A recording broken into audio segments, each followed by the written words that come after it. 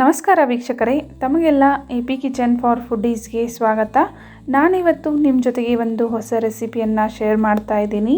ಅದು ಒಂದು sweet recipe. ಇದನ್ನು ಅದದಿಯ ಪಾಕ್ ಅಂತ ಕರೀತಾರೆ.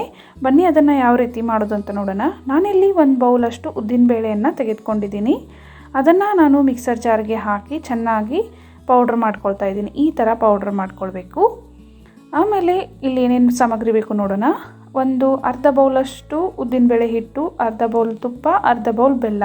ಸೊ ಮೂರನ್ನು ಸಮ ಅಳತೆಯಲ್ಲಿ ತೆಗೆದುಕೊಳ್ಬೇಕು. ಒಂದೆರಡು ಚಮಚ ಅಂಟಿನ ಪುಡಿ, ಹಾಗೆ ಗೋಡಂಬಿ, ಬಾದಾಮ್ ಮತ್ತು ಪಿಸ್ತಾ ಎಲ್ಲವನ್ನು ಒಂದು ಅರ್ಧ ಬೌಲ್ ತೊಗೊಂಡಿದ್ದೀನಿ. ಹಾಗೆ ಒಂದು ಬೌಲಷ್ಟು ಕೊಬ್ಬರಿ ತುರಿ, ಜಾಜಿಕಾಯಿ ಪುಡಿ ಒಂದು ಅರ್ಧ ಚಮಚ, ಕಸಕಸೆ ಮತ್ತು ಒಂದು ಬೌಲ್ ಹಾಲು ಮತ್ತು ಒಂದು ಚಮಚ ಒಣಶುಂಠಿ ಪುಡಿ, ಏಲಕ್ಕಿ ಪುಡಿಯನ್ನು ತೆಗೆದುಕೊಂಡಿದ್ದೀನಿ.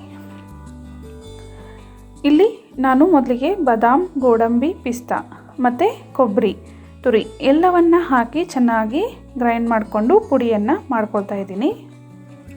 ನೋಡಿ, ಈ ಥರ ಪೌಡ್ರ್ ಮಾಡ್ಕೊಳ್ಬೇಕು.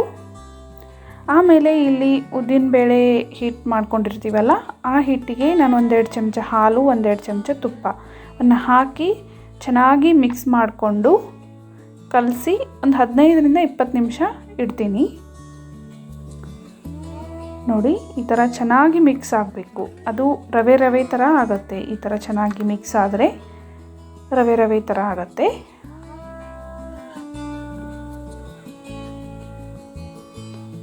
ಸೊ ನಾನು ಈ ಥರ ಸ್ವಲ್ಪ ಕೈಯಿಂದ ಪ್ರೆಸ್ ಮಾಡಿ ಇಡ್ತೀನಿ. ಒಂದು 10ರಿಂದ 15 ನಿಮಿಷ ಇಟ್ಕೊಳ್ಳಿ. ಆಮೇಲೆ ನಾನಿಲ್ಲಿ ಚಾನ್ಸ್ಕೊಳ್ತಾ ಇದ್ದೀನಿ. ನೋಡಿ, ಈ ಥರ ಚಾನ್ಸಿ ಆದಮೇಲೆ ಅದು ರವೆ ಥರ ಆಗಿ ಬರುತ್ತೆ.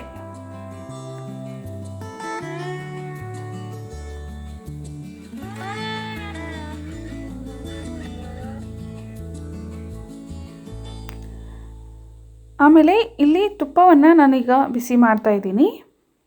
ತುಪ್ಪ ಬಿಸಿ ಆದಮೇಲೆ ಆ ಉದ್ದಿನಬೇಳೆ ಹಿಟ್ಟಿನ ರವೆ ಮಾಡ್ಕೊಂಡಿರ್ತೀವಲ್ಲ, ಅದನ್ನು ಹಾಕ್ಕೊಳ್ತಾ ಇದ್ದೀನಿ.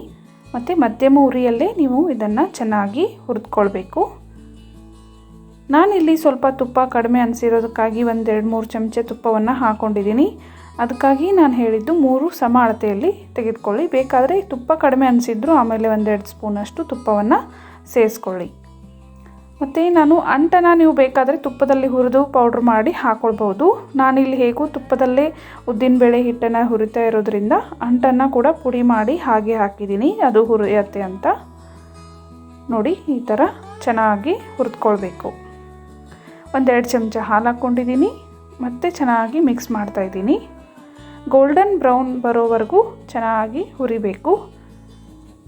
ನೋಡಿ, ಮತ್ತೆ 1-2 ಚಮಚ ಹಾಲು ಹಾಕ್ಕೊಂಡಿದ್ದೀನಿ. ಈ ಥರ ಹಾಲು ಹಾಕೋದ್ರಿಂದ ಚೆನ್ನಾಗಿ ಕ್ರೀಮಿಯಾಗಿ ವಡೆ ಬರುತ್ತೆ. ನೋಡಿ, ಇವಾಗ ಬ್ರೌನ್ ಕಲರ್ ಆಗ್ತಾ ಇದೆ, ಗೋಲ್ಡನ್ ಬ್ರೌನ್ ಆಗಬೇಕು. ಅದಾದಮೇಲೆ ನಾನಿಲ್ಲಿ ನಾವು ಪೌಡ್ರ್ ಮಾಡಿ ಇಟ್ಕೊಂಡಿರುವಂಥ ಡ್ರೈ ಫ್ರೂಟ್ಸ್ ಪೌಡ್ರನ್ನೆಲ್ಲನೂ ಮಿಕ್ಸ್ ಮಾಡ್ತಾಯಿದ್ದೀನಿ. ಆಮೇಲೆ ಒಣಶುಂಠಿ ಪುಡಿ, ಏಲಕ್ಕಿ ಪುಡಿ, ಗಸಗಸೆ, ಜಾಜಿಕಾಯಿ ಪುಡಿ ಎಲ್ಲವನ್ನು ಸೇರಿಸ್ಕೊಳ್ತಾ ಇದ್ದೀನಿ. ಈಗ ನಾನು ಗ್ಯಾಸ್ ಫ್ಲೇಮನ್ನು ಆಫ್ ಮಾಡಿದ್ದೀನಿ. ಗ್ಯಾಸ್ ಫ್ಲೇಮನ್ನು ಆಫ್ ಮಾಡಿ ಇವಾಗ ನಾನು ಬೆಲ್ಲವನ್ನು ಸೇರಿಸಿ ಚೆನ್ನಾಗಿ ಮಿಕ್ಸ್ ಮಾಡ್ತಾಯಿದ್ದೀನಿ. ಬೇಕಿದ್ದರೆ ನೀವು ಬೂಂದಿ ಲಾಡುಗೆ ಮಾಡೋ ಥರ ಸಕ್ಕರೆ ಪಾಕನೂ ಮಾಡಿ ಸೇರಿಸ್ಕೊಳ್ಬೋದು. ಸಕ್ಕರೆ ಇಷ್ಟಪಡದೇ ಇರೋರು ಈ ಥರ ಬೆಲ್ಲವನ್ನು ಹಾಕಿ ಮಾಡಿಕೊಳ್ಳಿ. ನೋಡಿ, ನಾನಿಲ್ಲಿ ಒಂದು ತಟ್ಟೆಗೆ ತೆಗೆದುಬಿಟ್ಟು ಈ ಥರ ವಡೆ ಬರೋ ಥರ ಪ್ರೆಸ್ ಮಾಡಿ ಇಡ್ತಾಯಿದ್ದೀನಿ. ಮತ್ತು ಇಲ್ಲಿ ಡ್ರೈ ಫ್ರೂಟ್ಸನ್ನು ಹಾಕಿ ಅಲಂಕರಿಸ್ತಾ ಇದ್ದೀನಿ. ನೀವು ಈ ಥರ ಚೆನ್ನಾಗಿ ಪ್ರೆಸ್ ಮಾಡಿ ಚೌಕಾಕಾರವಾಗಿ ವಡೆಯನ್ನು ಕಟ್ ಮಾಡಿಕೊಳ್ಬೇಕು. ಮತ್ತು ಈ ವಡೆಯನ್ನು ನಾವು ಮಾಡಿದ ದಿವಸಕ್ಕಿಂತ 1-2 ದಿನ ಅಥವಾ ಮಾರನೇ ದಿನ ತಿಂದರೆ ತುಂಬಾ ಟೇಸ್ಟಿಯಾಗಿರುತ್ತೆ. ಫುಲ್ ತುಪ್ಪದಲ್ಲಿ ಮಾಡಿರೋದ್ರಿಂದ ಅದು ನೆಕ್ಸ್ಟ್ ಡೇ ತುಂಬ ಟೇಸ್ಟಿ ಆಗಿರುತ್ತೆ ವಡೆ. ನಿಮ್ಮೆಲ್ಲರಿಗೂ ಕೂಡ ಈ ಅದದಿಯ ಪಾಕ್ ರೆಸಿಪಿ ಇಷ್ಟ ಆಗಿದೆ ಅಂತ ನಾನು ಭಾವಿಸ್ತೇನೆ. ಇಷ್ಟ ಆದರೆ ಲೈಕ್ ಮಾಡಿ, ಹಾಗೆ ನಿಮ್ಮ ಫ್ರೆಂಡ್ಸ್ ಫ್ಯಾಮಿಲಿ ಜೊತೆಗೆ ಶೇರ್ ಮಾಡಿ. ಮತ್ತು ನಮ್ಮ ಚಾನಲನ್ನು ಯಾರಾದರೂ ಹೊಸಬರು ನೋಡ್ತಾ ಇದ್ದರೆ ದಯವಿಟ್ಟು ಸಬ್ಸ್ಕ್ರೈಬ್ ಮಾಡ್ಕೊಳ್ಳಿ. ಹೀಗೆ ನಮ್ಮ ಚಾನಲನ್ನು ಪ್ರೋತ್ಸಾಹಿಸಿ. Thank you for watching. ಧನ್ಯವಾದಗಳು.